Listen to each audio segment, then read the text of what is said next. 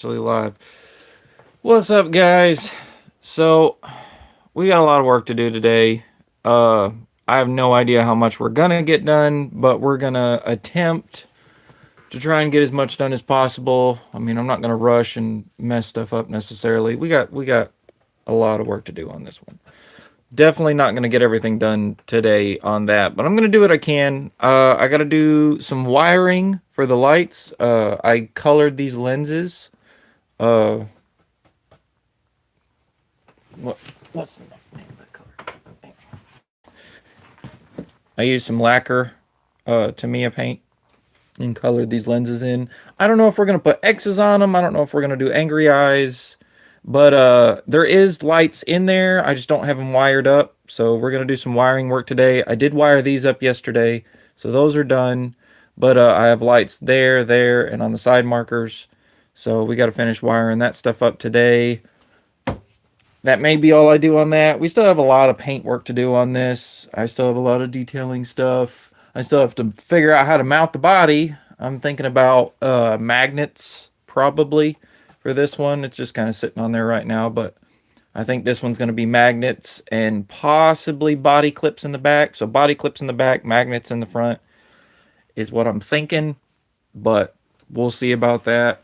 The Chevy needs some serious cleaning. We're gonna have to take the body off, take the wheels and tires off, clean everything. We took it on a pretty long hike the other day, and it's super dirty. The same thing, sort of, for the mega truck.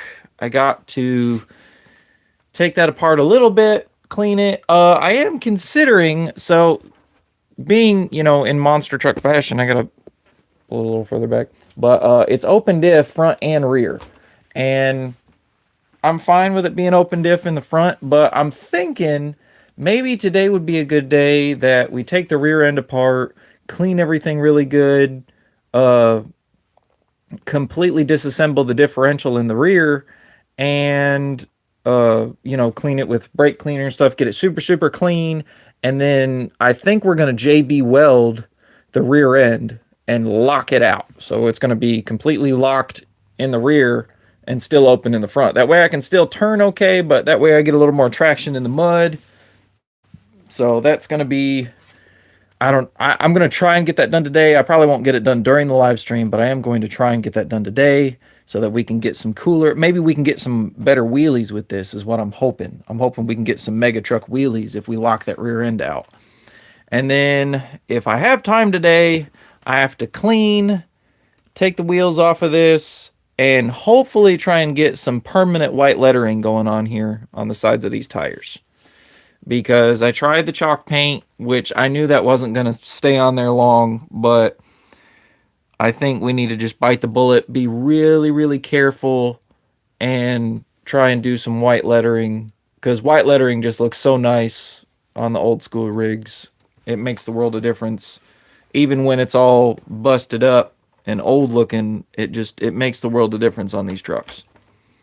So that's pretty much what I got planned for today.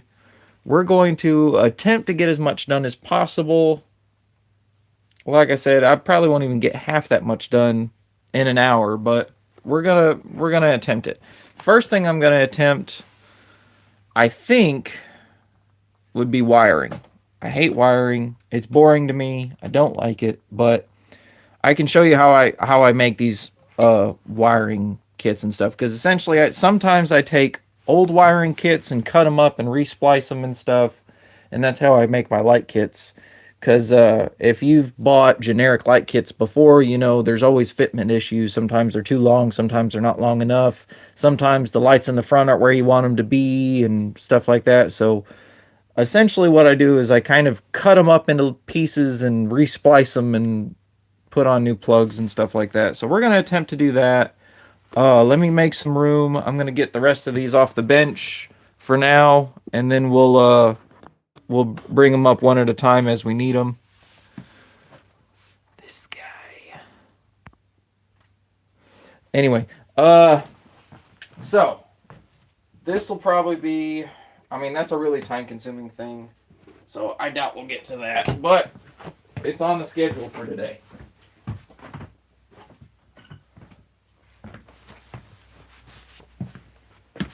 This one I could probably honestly get done pretty quick because it really just needs some light cleaning.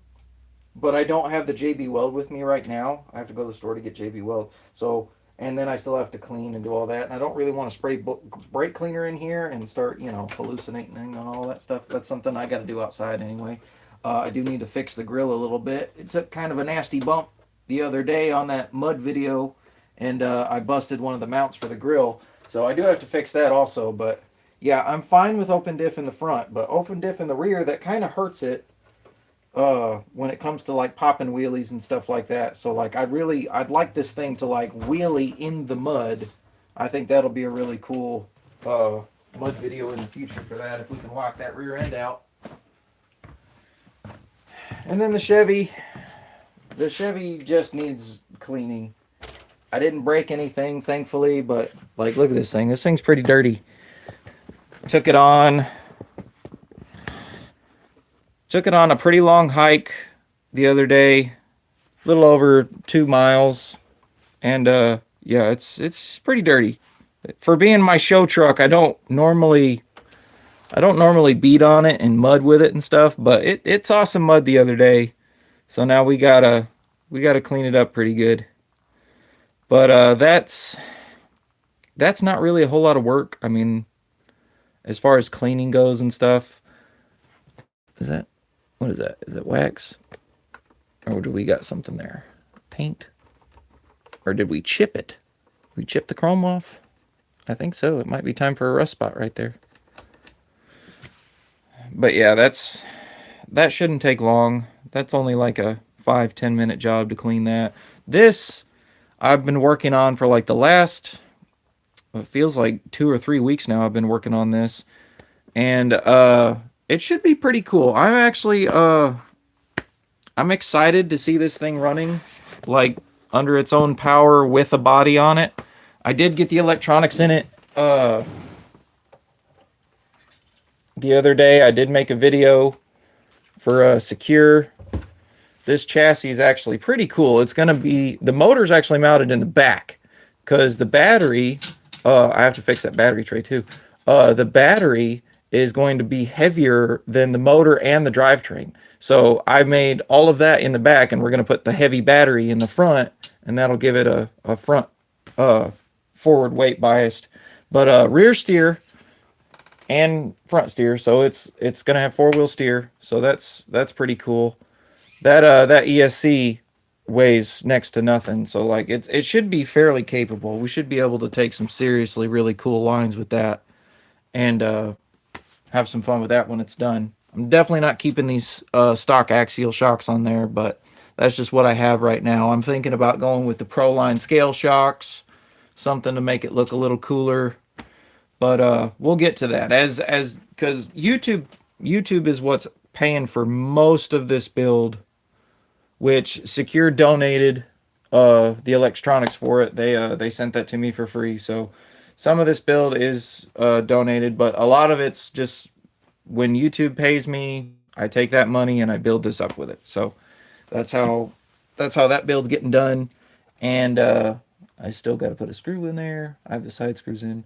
But yeah, we got a lot of work to do on this. I'm probably just going to do wiring today. I don't want to get stuck doing this truck the whole live stream. We could probably keep the Chevy there because everybody likes to look at the Chevy.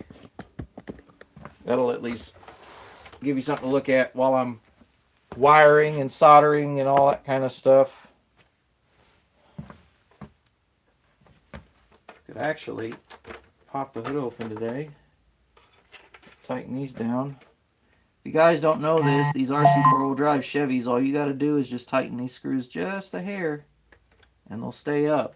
You got to do both sides though. But you got to be real careful not to strip them. I haven't stripped them yet, but you got to be, see, it's not quite tight enough. Got to be real careful. Today will be the day I strip it, watch.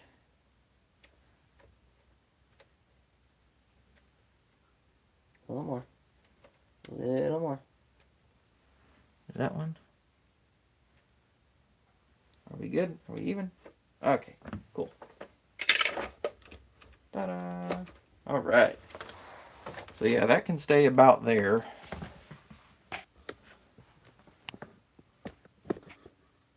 Nice. And then we actually don't need the four-wheel steer rig's chassis here right now because I'm just going to be wiring on the body. I'm going to be putting a plug on the body because the body's going to be removable. Essentially, there's all my stuff. We need a soldering iron. It's the I use a cheap I think that's a Hobby Lobby soldering iron or something. Need some wire cutters, wire grippers, helping hands. Gotta have my flux. It's an old school flux. I can't even tell you how old this thing is. I've had this for years and years and years. Old school Radio Shack flux. Still kicking. I don't even know if Radio Shack still exists. I haven't seen one in a really long time. Got a little bit of... Here, I'll just use my helping hands on that. There we go. Ta-da. All right. I'm going to heat my soldering iron up. And where would that plug be? Oh, there it is. There it is. Cool. I can back you guys up a little bit. Not that low. Come on. There we go. That's better. So yeah, I've already got the lights in there. I just need to solder them all together to a plug, and then we're gonna, that way we can plug our lights in and out when we need to separate the body from the chassis. We got that heating up right now. Hopefully, is it 20? No, it's 22. It's 22. It's tiny. Dang, it's smaller than that. Holy cow. Might have to strip these with a, oh, it started to. Or did it just cut it? No, it just cut it. Alright, so I'll have to use the slightly more dangerous method and not nick my finger, hopefully. When it comes to soldering, these tiny little wires, stripping them can be kind of a pain in the butt.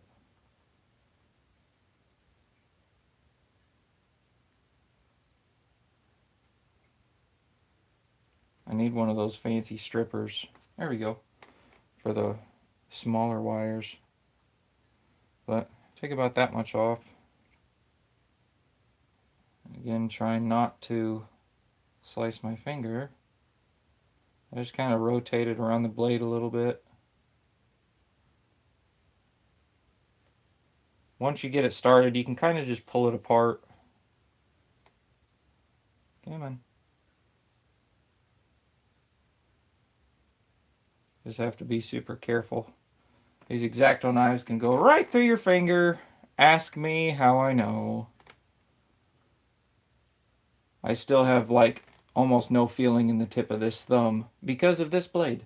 Not this exact blade, but I think I was running that handle. Who knows? But yeah, they're sharp. They don't play. You don't get a second chance when that thing cuts into your skin. All right, so we're gonna do the same thing to all these wires over here. What's up? Got the soldering iron heating up good. We're just gonna do the same thing to all these wires.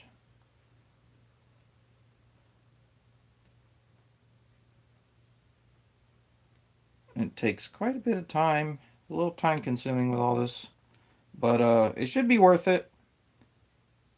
I like having lots of lights on my rigs. The more realistic you can make it look, the better for me. Just my personal preference. I do have rigs that don't have any lights on them, and it's for a specific reason. Being either I don't want any parasitic draw on my power system, so I want like maximum power for like a performance style rig. Like my mud truck doesn't have lights on it, but the part of the reason my mud truck doesn't have lights on it is also because of maintenance and stuff like that, because I've had lights on a mud truck before and it seemed like they were burning out pretty fast because of how much mud and water and yuck they were going through constantly. I guess it was corroding the connections faster or something. I don't know. Because I mean these lights, I mean you can sink these in the water and they're usually fine. You usually don't have any issues. But what does end up happening is there's a little tidbit of metal, exposed metal from the end of the LED to where it gets covered by the wire, and that little bit of metal usually corrodes, and it'll usually snap or break after so much corrosion builds up on it. Which, I mean, if you take super good care of it and clean it right after mudding, which I usually do, but not always, and that's usually when you lose a light kit. It's usually that fast. Nip that plug off. Come on, get off there. There we go. I'm gonna do the same thing here.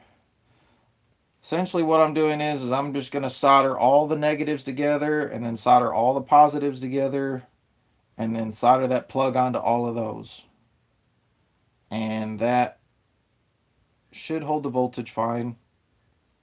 We're running an SR515 receiver, and that can hold up to 9.6 volts, I think. Which, I'm not an electrician, but I don't think I'm asking too much voltage out of that receiver, not yet. I am running twin 45 kg servos, so that does ask for a good chunk of power. But the ESC is rated for 5 volts, so I think that'll protect me. Hopefully not burn up a receiver in the process. But if it does, we'll learn our lesson. I don't have a spare 5-channel, but if I have to, I'll get a new one and learn my lesson not to run so much stuff through the receiver. Okay, so we got everything cut. Now we got to get all the negatives together. And I'm just going to twist the wires first and get all the negatives.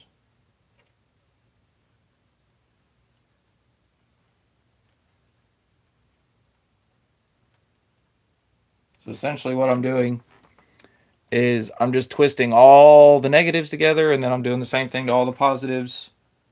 And then I'm going to dunk them in some flux. And then solder them all together. There's not a whole lot of wire there, so it's basically just going to get tapped, and it'll soak into it.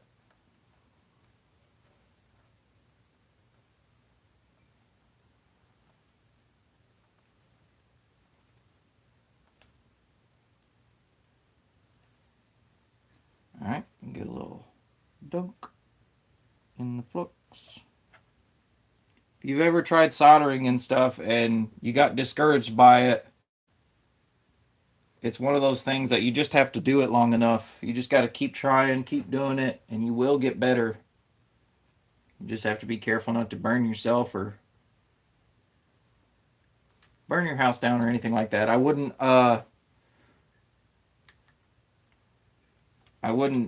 do anything too serious if you're new to if you're new to soldering. I wouldn't, do anything that's super important right off the bat. Let's see if I can get this to sit still. Let me get you to sit still right there. That'll work. That'll work. Come on. Stay there. All right, cool. All right, we got our fluxing done. Now, I don't need that right there. What I need is to grip those right there. Let's move you guys over here. What's up? I'm going to do a little bit of soldering. That's nice and warm. I am by no means an expert at soldering, but the stuff I do solder, it tends to hold up pretty good, so I must know something. Clean your soldering iron real good. Can't see in there. It's just it's like some wire brush stuff. Cleans the tip off real good. Definitely don't want to solder with a dirty soldering iron, because that either won't stick or could put a bunch of junk in your solder and you won't have a good connection. So making sure it's super clean right from the start is the best thing to do. This is a pretty old soldering iron. I've had this for years. I think I paid like $10 for it. Doubt they're that cheap nowadays, but we're gonna load up the soldering iron. About a little teardrop worth. And then we already put flux on here. But we're gonna soak some flux into the wire. Just like that. And then we're gonna soak some flux and solder into the wire over here. And then we're gonna stick them together and hopefully not burn ourselves in the process.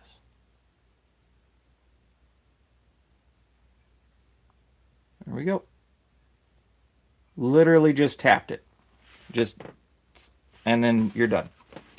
And then we're gonna probably clean that tip off again one more time. Yeah, man. Being clean is probably one of the most important things to getting a good soldering connection, is making sure that it's clean. Yeah. Same thing as before. Actually, we need to swap our negative. Come on. There you go. With our positives. And grip that right there. And then we're going to do the same thing here. Clean, yes. And take a little bit of solder and load it up. About a drop worth. A little more. Not that much. About yay much. And load that one up. There we go. And then we're going to load this one up. There we go. And we're going to stick them together and not burn ourselves, I hope. There we go. Just a little touch. Get off of there. Get off of there. There we go. Ta-da! Just like that. And clean. It's easier to clean it while it's hot. It won't clean good if it's cold. I think I think this one goes up to like either 600 or 900 degrees, something like that. It's pretty hot with a soldering iron. All right, so that should be good. We just gotta seal those up. Let me unplug my soldering iron. Like I said, not a super. No, it's not flux core. I dip them in some soldering flux. So I dip the tips of the wires in this flux. It's like a little jelly thing. So that's how I get the solder to stick in there. And then what else do I need? Those wires are a little too small to use any shrink wrap, so I'm gonna have to use electrical tape. I don't have any heat shrink that's small enough for that. Get back over there. So I'm just gonna take some electrical tape, seal it up that way.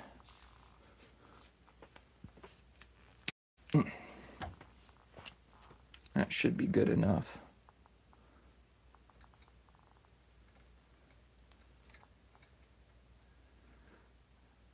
I don't ever try to be super fancy with my wiring.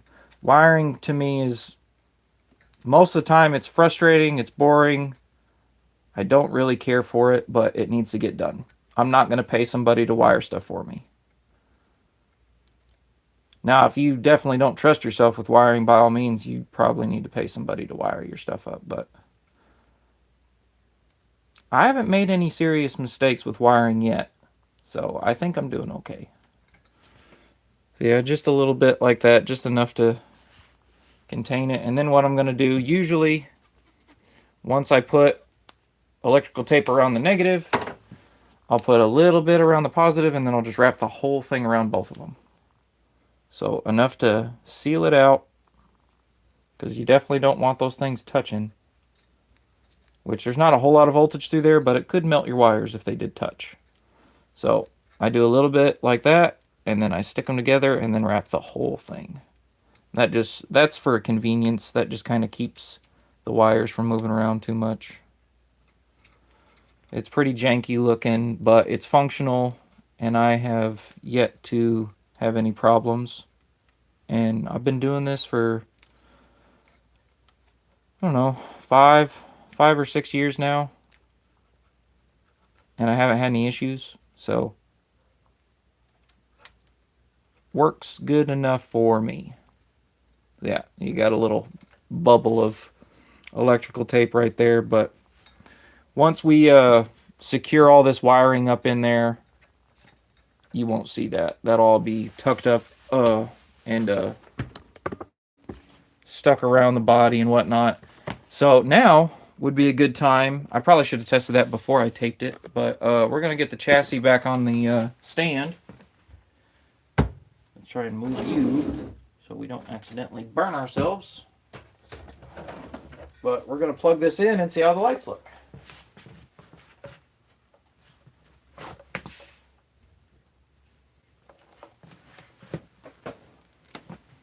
Let's get you raised up some.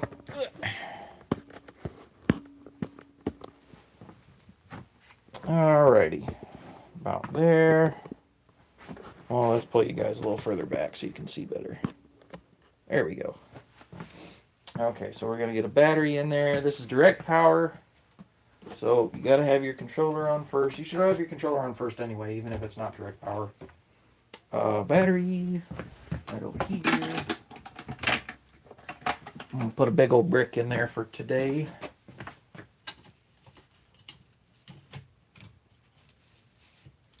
Like I said, this battery weighs more than that whole electronics and drivetrain system, so it's still very forward weight biased, which is good for crawling up stuff.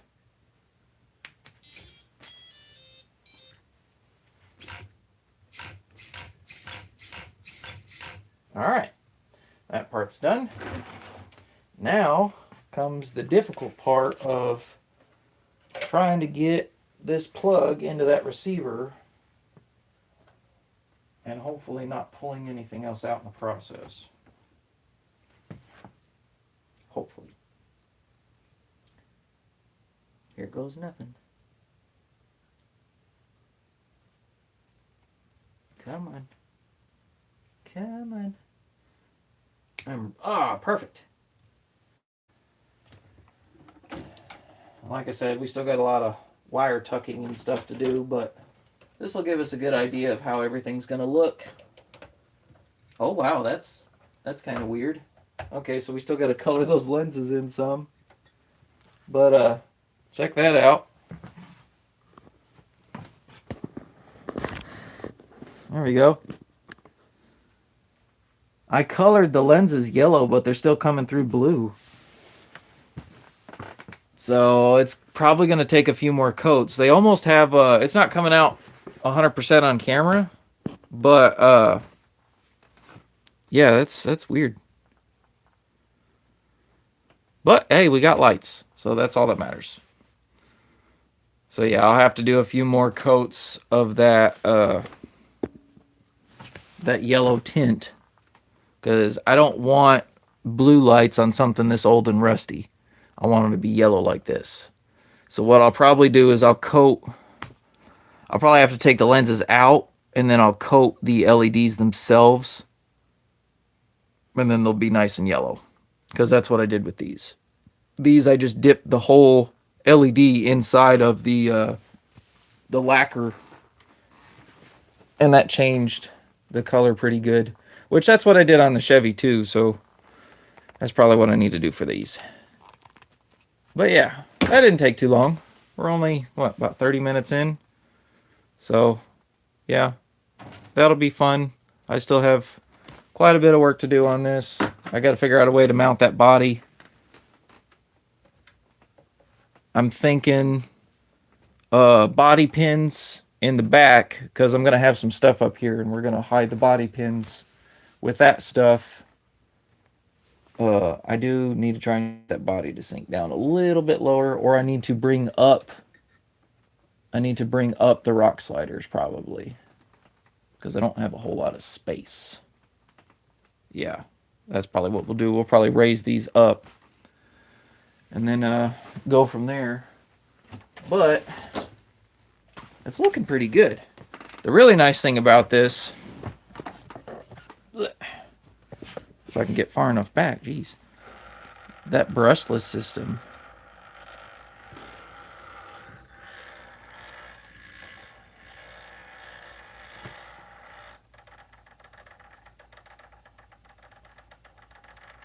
That's some super slow speed control.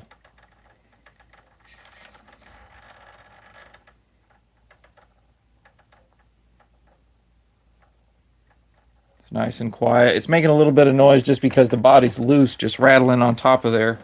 Let's see if I can get some light in there. You guys can see that a little better. Drop this down.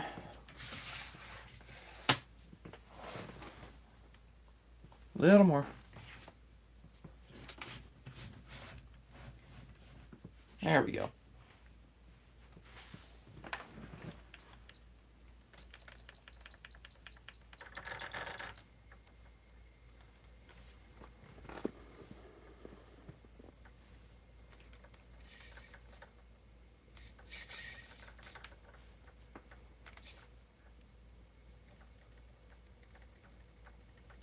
That's pretty slow.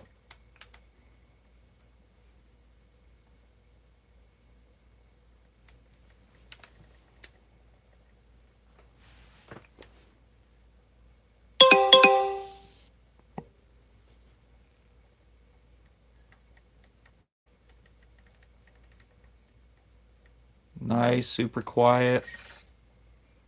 This should be a really fun rig once I'm finished with it. We'll see how long that's going to take. I've been swamped with all kinds of different projects here lately, but I've been trying to put some time into this one. I really like the idea of having a four-wheel steer rig again. So what I have this set on, I actually have a switch set up on my remote. So if I just rear wheel steering,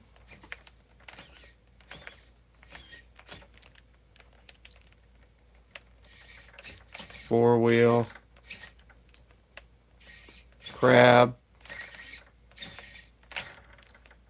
and then front wheel.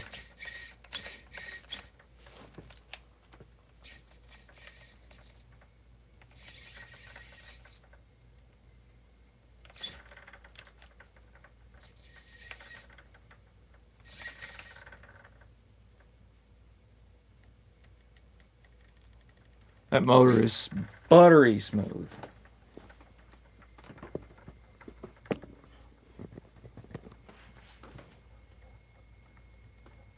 Come on, focus. There we go. That is like the smoothest motor I have ever owned. And it's super small. Like it weighs nothing. I don't know if you guys can see that in there. That is a tiny, tiny motor.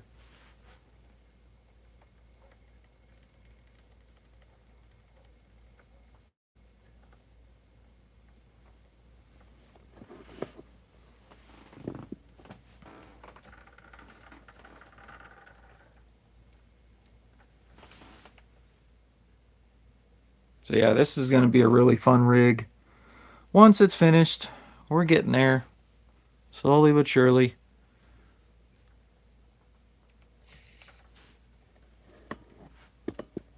I think that thing's going to look wicked. Once I get some better shocks on there, when this thing's all twisted up and everything, and it's just spider crab walking over everything. These are 4.1 size tires. If you run the Endura Comanche body, you might find out that if you want to run 475s, you're going to have to cut that wheel well a lot. So 4.1s fit up in there pretty nice. I've only just shaved right here, and that's about it. Which I haven't tested this body fitment wise because I haven't had a legit body mount yet to test it with. But those 4.1 should sit up in there pretty decent once I get the body to sit on there correctly. I think we need to bring this bumper forward more and bring the whole body forward. Maybe, I don't know, 5-10 millimeters, possibly. I don't know. It just depends. It's a personal preference thing, especially when you have these truggy backs, because it's definitely not going to hit anything in the back. So you can kind of do whatever you want for the back. The front, I like a little bit. I like the axle to be a little bit forward on the front, but I don't want it to look too goofy when it comes to that front tire coming up there. See, like right now, it won't touch. I have plenty of clearance, even when I steer the wheel, which, let me get the controller here.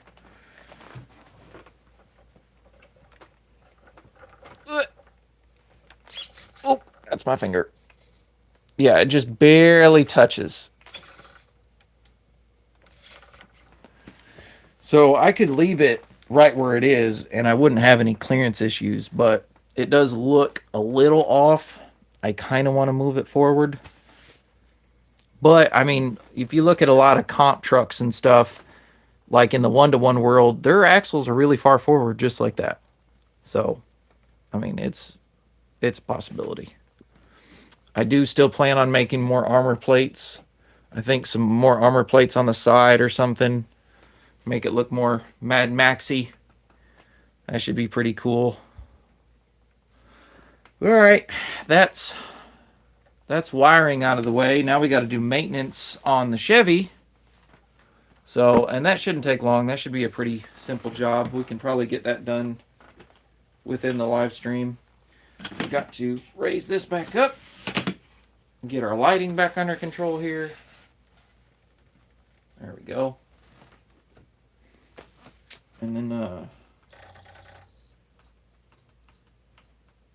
power the other rig down.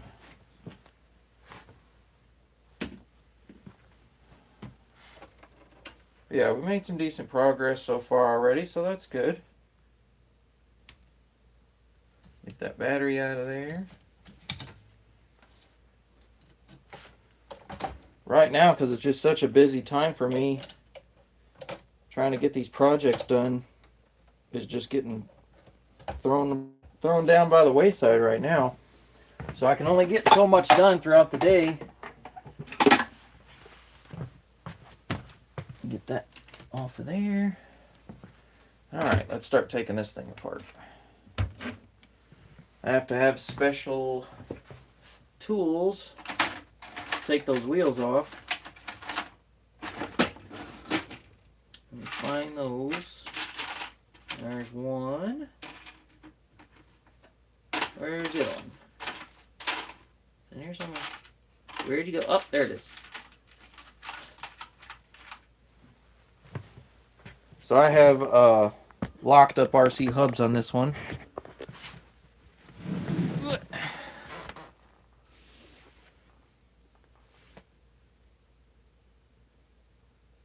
Nice.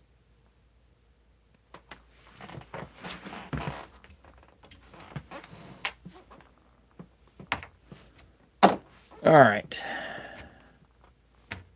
That one. And put that in the hub.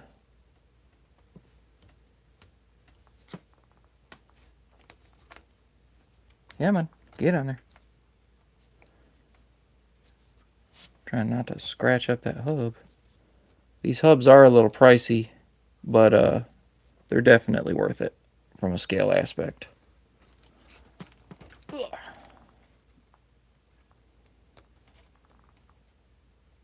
Come on, get on there.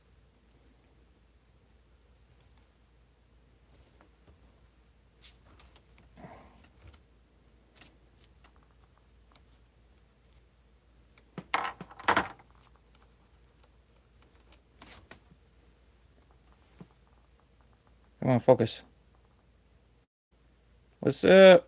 Yeah, so that's an actual metal hub, and yeah, that's pretty awesome. You have to have a special tool to take it off with. Come on, focus. Yeah, and then there's a different one for the rear. Focus. There we go. All right. Oh, we took the thing off with it. Okay. We'll work on that in a minute.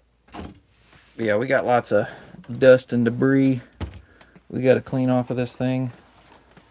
Probably could have taken the body off first before the wheels. We could still do that. Let's put that back on. We got lots of cleaning to do on this one. Went pretty far the other day.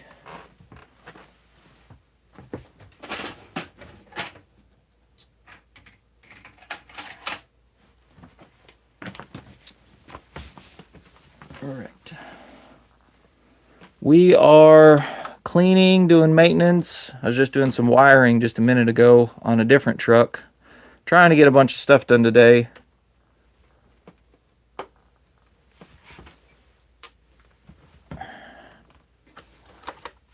And get the sides done. There we go.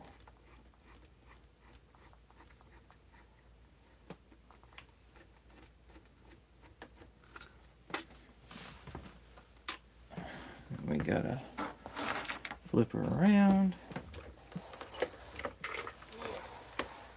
It's a really heavy truck.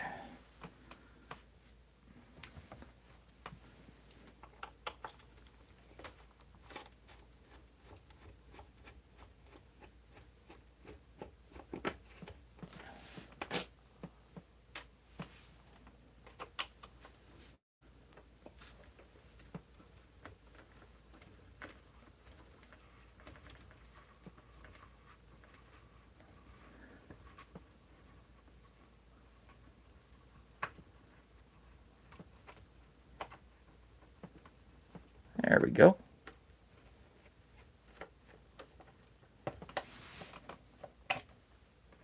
I keep a magnet in the bottom of that bucket. That way I can just keep spare hardware in there, because if you know anything about these RC four-wheel drive trucks, you know they like to have hardware back out on them occasionally. So you might always want to keep some spare hardware. Look at how much trail dust that thing's got on it. This thing saw some action the other day. All right, off you go. Come on. There we go. Let me just unplug it. Come on. There we go.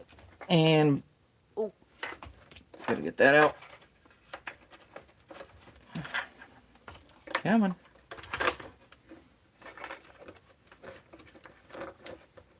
Come on. Get up there.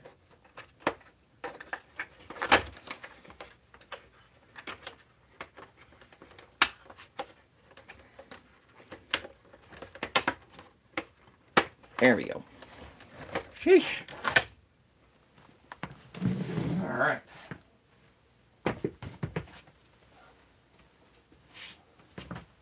Now that we got the body off, now we can really see how dirty that thing got.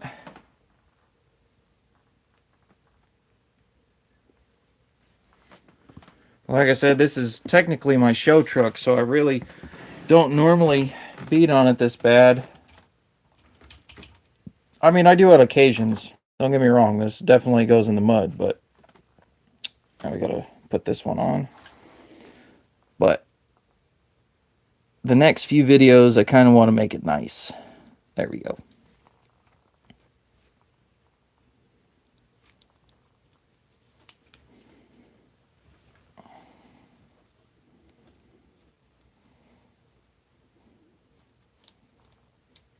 came off a lot easier.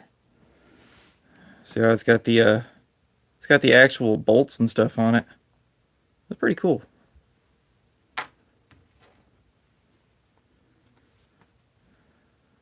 That one off. And we gotta put this one on. This is the fronts are the ones I'm worried about scratching. The rear ones being jet black like that, it really doesn't matter. But I don't want to scratch those hubs. I think they were like $50 for these hubs. Something like that. Pretty nice. If you're only ever going to buy one set of hubs for a truck, definitely I would get these. Come on. I don't know why the fronts are harder to do that. Probably because I'm worried about scratching them. But everything looks CNC'd, nice, machined aluminum. I think they're aluminum. I don't know, we can put a magnet to them and see if they're aluminum, but they look like aluminum.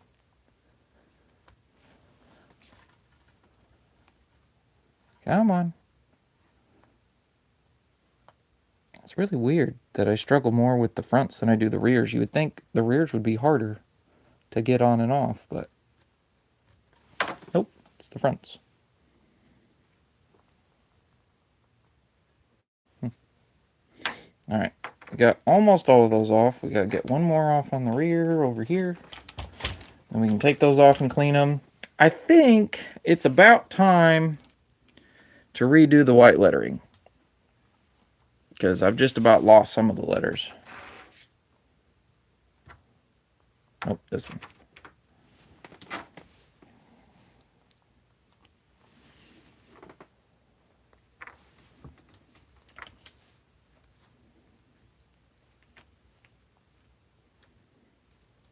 There we go.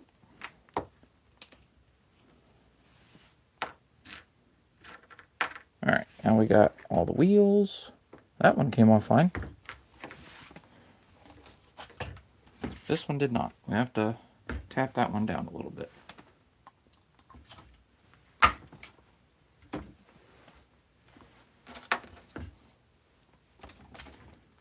We got quite a bit of maintenance to do on this. Let's see if I can pull you guys back so you can see more of what's going on. I'm using my small tripod today. There we go. But yeah, those got to get cleaned up. See, I'm missing an R. By the time I clean these, some more stuff will come off probably. So, be a good time to redo everything. Those have been on there for well over a year. So,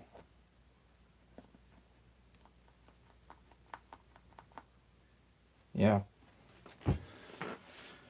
And then as far as the chassis goes, I shouldn't have to go through the axles today. It probably would be worth a look though. But that's just what you got to do. If you're going to go in mud and stuff like that, got to do your maintenance. You will regret it later if you don't. Got those on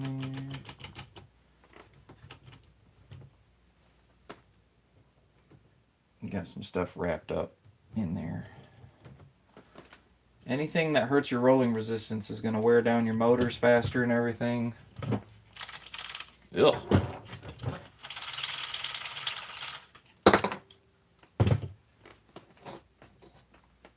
Yeah. Yep, we got more cleaning than I was anticipating, but it's got to get done for sure. Gear mesh feels okay. Yeah, we just got a lot of cleaning to do, which is fine. So we're just going to use glass cleaner, wipe everything down. Because it's not like caked on mud. Because like I've had to clean off caked off mud before, and usually I just dunk the whole chassis in like a bucket. But today, it doesn't look that bad. I just gotta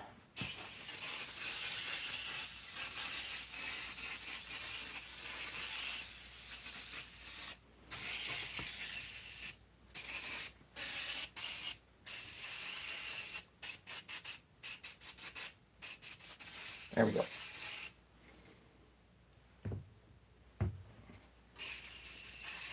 Come on. We're almost out. I have a bunch of cans of that stuff. I'm just trying to get the most out of it.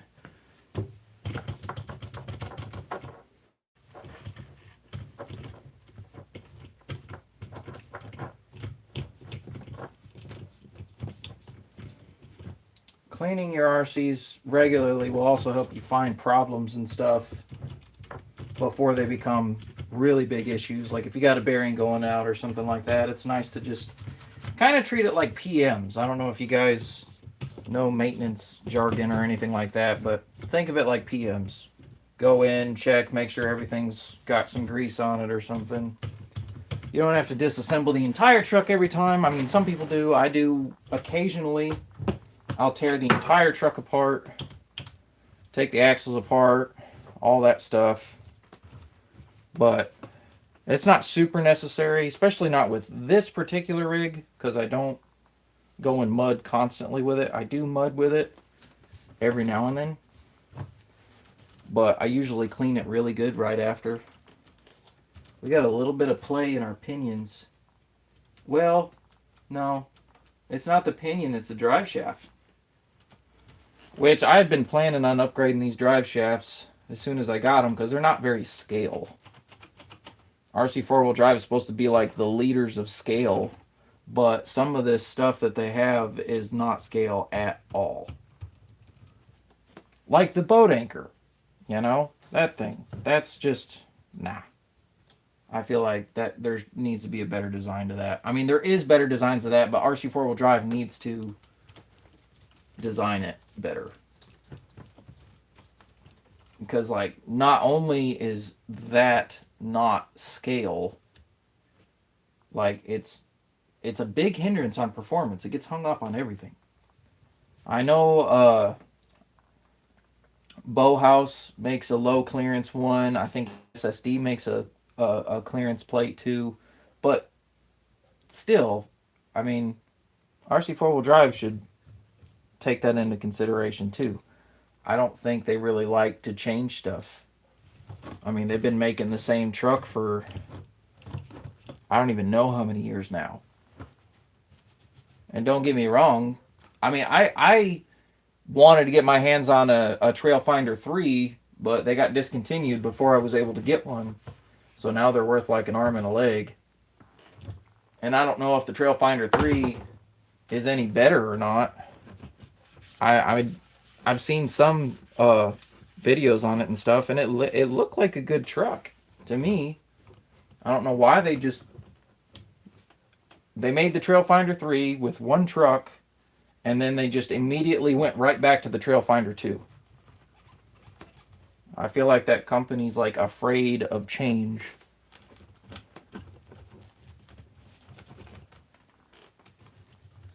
In case you're wondering why it looks all rusty, I painted it to look this way. I wanted it to look like an old rusty Chevy. That's pretty clean. I mean, it's not spotless. Oh, see, this is why you check, because that pin was about to come out. So we're going to Loctite that up a little bit. I'm surprised it didn't come out on the trail as far as I went. Where is... That's a 2. I need the 1.5. Oh, there it is. There it is. And then I need... Where is the Loctite?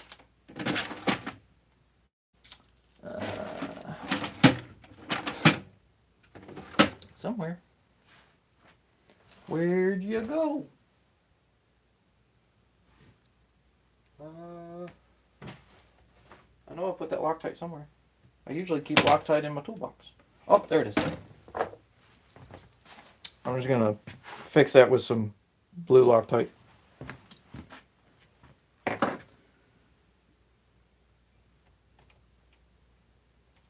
Yeah, that only had about 2 turns. About 2 turns and that was gonna fall out. So I got kind of lucky on that one. What I like to do when I Loctite stuff, I don't put Loctite right on the threads. I actually put Loctite in a little puddle. And then I dab the threads into it. You want to put a big old giant glob of Loctite on there. You just really want a dab. And we'll put that back in there. And we're good. Then by the time that dries, that should be good. Am I got any others that are backed out? No, the rest of them are fine. But yeah, RC four-wheel drive, you just have to check that stuff because a lot of this hardware likes to walk out on you because it's metal on metal, and for some reason it just likes to do that. Likes to walk out and fall out. I've had two RC four-wheel drive trucks, and both of them had hardware that just like to back out.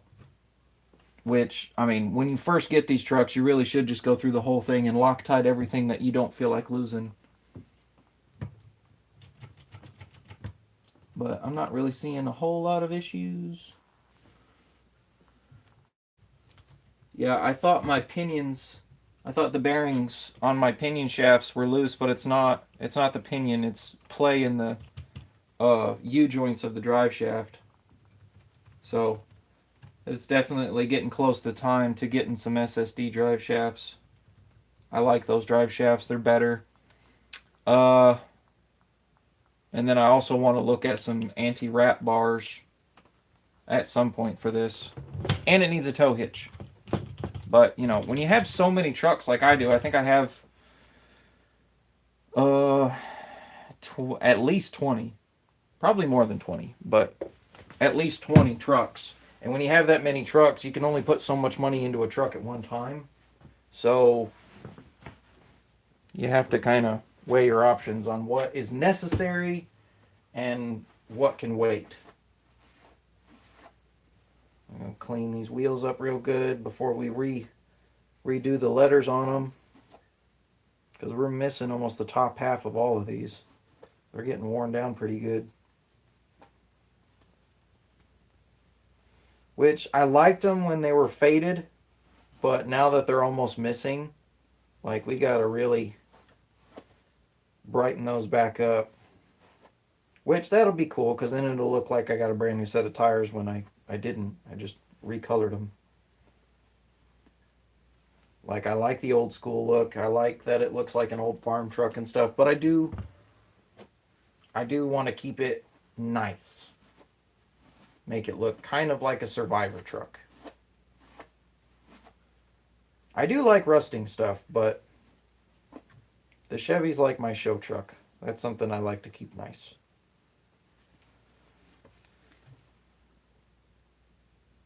Not bad, not bad. Where are we at on time? Probably close, isn't it? Yeah, we're almost right there. What's up? We're almost right on the cusp of an hour. I only got a little bit left to do before we wrap it up, but like I said, we're gonna probably work on the mud truck today. Thinking about locking that rear end up with some JB Weld. Got a good bit of rust going on these Steelies. That's real rust. I didn't paint that. That's actually rusting, which is cool. I like real rust. I like owning something long enough to rust. Oh, that one's real dirty. Might have to actually wash that one. Only one tire actually has mud on it. That's funny. So yeah, we'll have to actually wash that one and then recolor the lights. Then we got to wash then we got to wipe down the body, shine that back up. Then we can make some nice videos.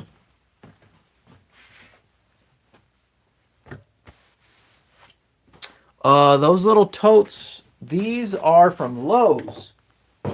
So you can actually get these at Lowe's. You may have to order them because they sell out really fast. But they're scale. Like, check that out. I have actually got quite a few of those. They're cool for storing hardware and all kinds of stuff in there. Just nice little totes. I have some of them strapped down on trucks and whatnot. But yeah, go check out Lowe's. Lowe's, they also have little buckets. Check that out. A little 5-gallon bucket. So, like I said, not every Lowe's will have them necessarily, but I would go on the website and see if you can order some because they're cheap. I think they're like $3 or $4. I think the buckets and the totes are pretty cheap, both of them. I think my wife got me like 10 of these the other day, and I just put all kinds of little stuff in there in them.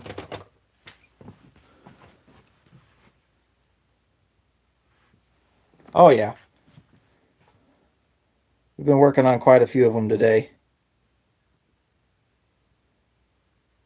We got lots of little ones, big ones, all that stuff.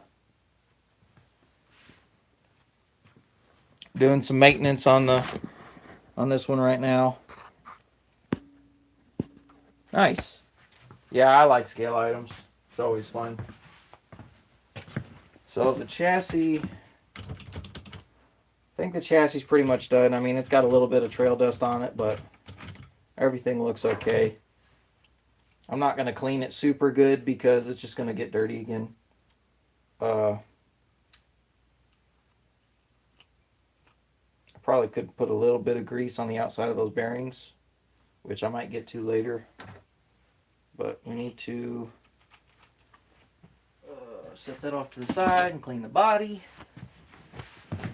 The body's pretty dirty.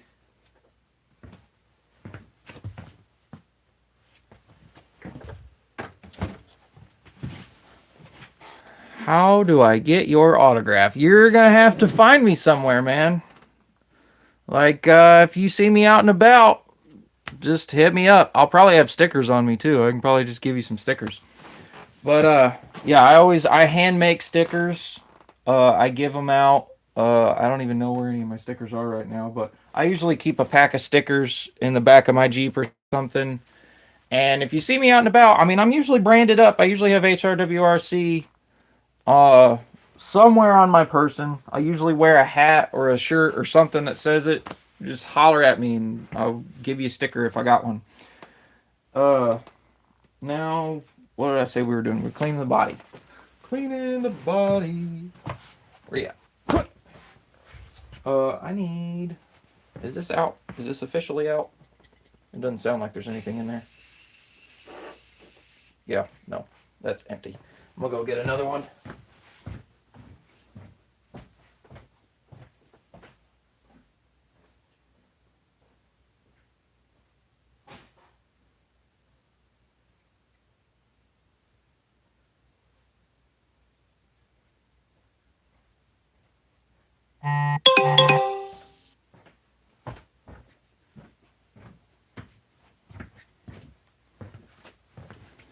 If you guys don't know, this glass cleaner right here is probably the best glass cleaner you can get for any glass ever.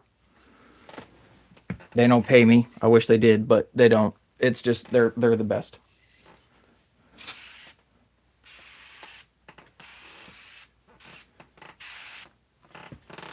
Car wash.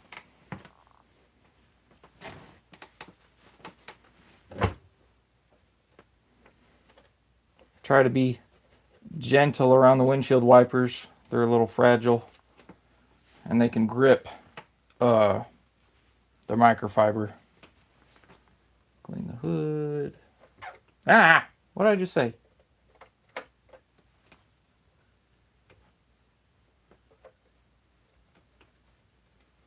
There we go. And that. You also have to be careful around these emblems. The microfiber likes to grab them.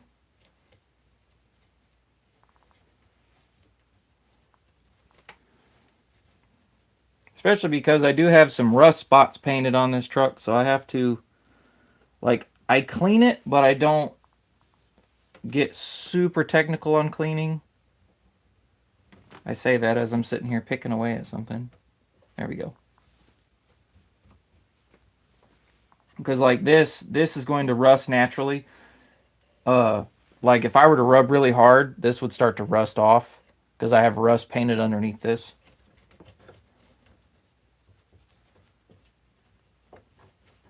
This is one of those things that the longer I own this, the better looking it's going to get because it's going to age naturally. Like I even have little rust bubbles in the fender wells. I had a 1-to-1 when I was in high school. I had a purple one like this. It wasn't 4-wheel drive. I had a 2-wheel drive, but well, I say purple. It wasn't really purple. It was black cherry. Had a really nice metal flake paint job. But I know all the usual spots. They like to rust in the cab corners. They like to rust in the fender wells.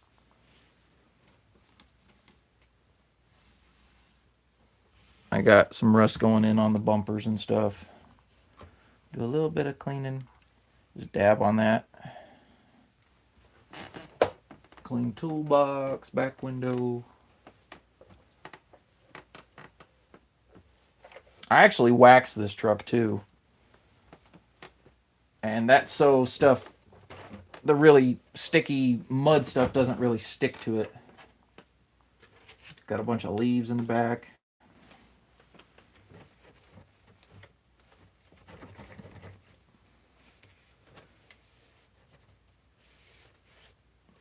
But yeah, I just try and I like it to be shiny, but I also like it to be a little dull in some places too. Just so it looks more realistic, gives it that more realistic depth. Like these crunchy bits of leaves, these little tiny bits of leaves, I'm going to leave those in there because that looks better. One, because it's real leaves in the back. I don't know if you guys can see that or not. Thank you. But yeah, we got our little cooler. Ugh. Come on. Ugh. Oh yeah, I forgot that was back there. Little med kit. Got our sodas. Little trail snacks. Little ice cubes in there. Whoops. I don't know where I'm going to put that. I'm going to put that somewhere. I made those ice cubes out of a glue stick. But that's where I keep my battery. It's down in there. I keep some stick-on weights there just to kind of keep that down. I could put a magnet there and that would probably work better, but I don't know. I just haven't really gotten around to it. But yeah, like all of this stuff, let me see if I can zoom in some so you can see more of the depth of rust and stuff I got going on. If you look on the tailgate and stuff, like all this is painted. There's like a bunch of different shades of rust that I put on the bed. And like this stuff, I don't really want to clean this because like I like that to naturally wear. But essentially what I did is the whole bed was red. I sanded all of it and then I painted 3 different shades of rust. And then I took grease, or not grease, I took differential oil on my fingers and I just rubbed it like this. And then I painted it all red again. And that greasy oil stuff created a substrate so the paint could just flake off over time. So it just naturally rusts. Which I only did that to the bed. I haven't done that to the body yet. I actually did do it in one section of the body. Just because I went out trailing one day and got a big old scratch down the side. Which kind of broke my heart a little bit. But I was just like, well, it's time for a rust spot. So I think it was down here. I think it was on this side. Yeah, it was on this side. Which you can't see it right now. Let me... I just had that. Car wash. And see, this mirror is actually rusting faster than the other mirror. I gotta be careful not to wipe too hard. I don't want to disturb its natural rusting. And get the windows clean. I left this side window in just because I wanted a window on that side. And you gotta be careful around the emblems.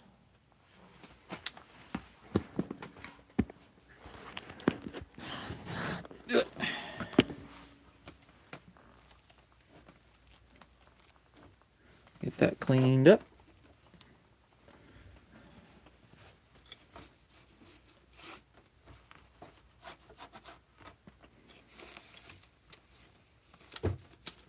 Trying not to put any new scratches on there. All right. So if you look, I don't know how hard it is to see right there, but that is double painted. So what I did is I sanded this right down, and then I painted rust, and then I painted red over it. So it's actually going to start to bubble up and rust naturally over time, which it doesn't look like much right now, but the longer you drive it, the longer you put miles on it and stuff, the more it's going to rust over time. See, right here, it's actually starting to rust through right here on the bottom. Let me see if I can get the light on there a little better. Come on, light. Come on down here. Woo. There we go.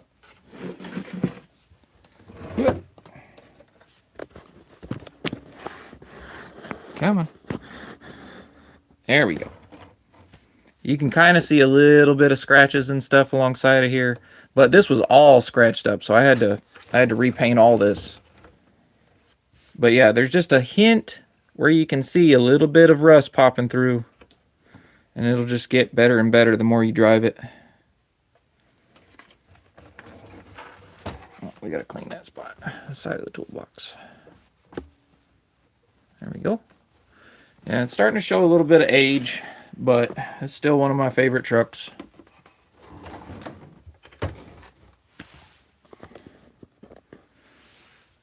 All right, guys, we went a little bit over today, but we're gonna call it quits there. Thanks for watching. Like, subscribe, watch some of those long form videos. Those are the ones that make the most money. I mean, the shorts.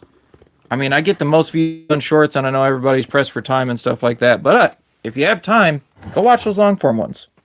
That way I can make some good money, buy some cool new stuff to deck these things out with. I don't have a full-length video coming out today yet. I mean, I might if I can find some time. But sometime this weekend, I'll have a full-length video come out. So stay tuned for that. And we'll catch you on the next one. Bye, guys.